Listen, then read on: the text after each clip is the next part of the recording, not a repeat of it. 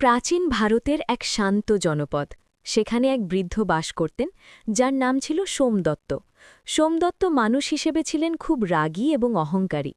পাড়ার ছোট ছোট বাচ্চারা তার বাগানে ভুল করে ঢুকে পড়লে তিনি লাঠি নিয়ে তাড়া করতেন। প্রতিবেশীদের সাথে সামান্য কারণে ঝগড়া করতেন। পুরো গ্রাম তাকে অপছন্দ করত এবং তাকে এড়িয়ে চলত। গ্রামবাসী তাকে ঘৃণার পাত্র হিসেবেই দেখত।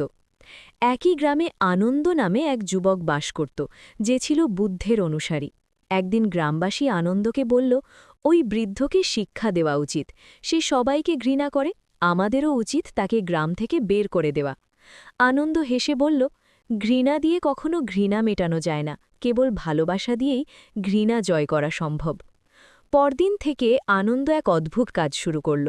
সোমদত্ত যখনই তাকে দেখে কটু কথা বলতেন বা গালি দিতেন, আনন্দ শান্ত মুখে মাথা নিচু করে তাকে প্রণাম করত।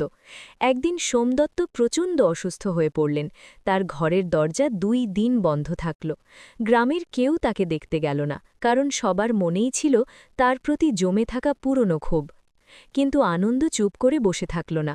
সে নিজের হাতে সুজি রান্না করে আর কিছু ফল নিয়ে সোমদত্তের ঘরে ঢুকল। সোমদত্ত জ্বরের ঘোরে কাঁপছিলেন। আনন্দ পরম মমতায় তার মাথায় জলপট্টি দিল, তাকে খাওয়ালো এবং সেবা করল। কয়েকদিন পর সোমদত্ত সুস্থ হয়ে উঠলেন। তিনি অবাক হয়ে আনন্দকে জিজ্ঞেস করলেন, আমি তোমাকে সারা জীবন অপমান করেছি, ঘৃণা করেছি, তবে তুমি কেন আমার সেবা করলে? আনন্দ শান্ত স্বরে বলল, জেঠামশাই, অন্ধকার কখনো অন্ধকার দিয়ে দূর করা যায় না, তার জন্য আলোর প্রয়োজন হয়। আপনার ঘৃণা আমার মনে কোনো স্থান পায়নি, তাই আমার ভালোবাসা আপনার হৃদয়ে পৌঁছতে পেরেছে।